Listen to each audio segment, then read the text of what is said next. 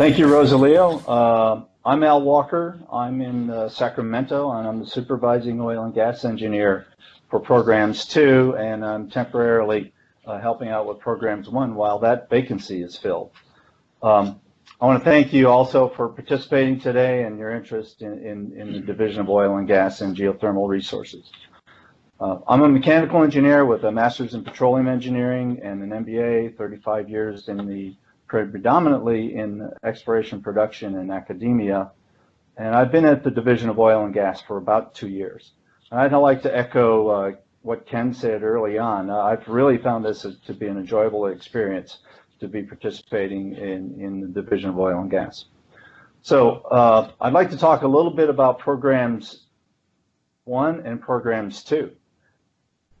Currently we are, no, go back. Okay, you're okay. Okay. Currently, go back one, please. Sorry about that. Okay. A couple of things we're working on. We're updating regulations. Ken already talked a little bit about our underground gas storage. Those regulations were just completed in May of this year and have been released to the public.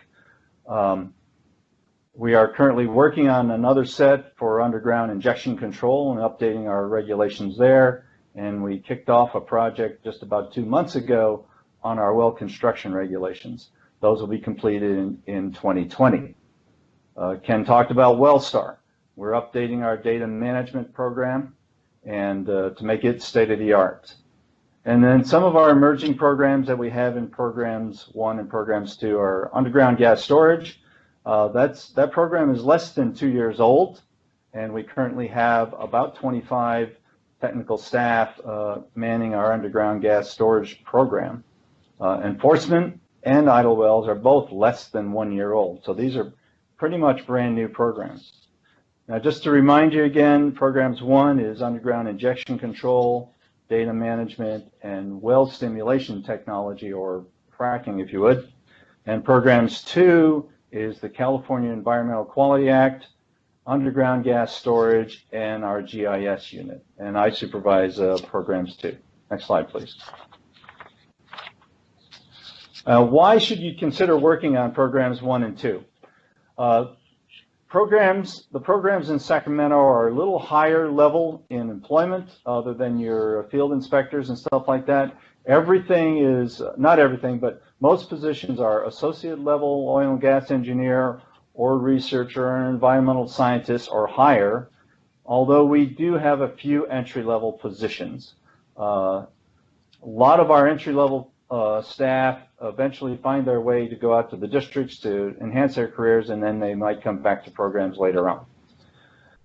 If you're a political junkie, this is a pretty good place where you have access to the executive and legislative branches and other state agencies here in Sacramento. It's pretty much the nexus between technology and public policy, and our technical staff spends a lot of time with the policymakers, making sure that we make the best decisions for policy that we can.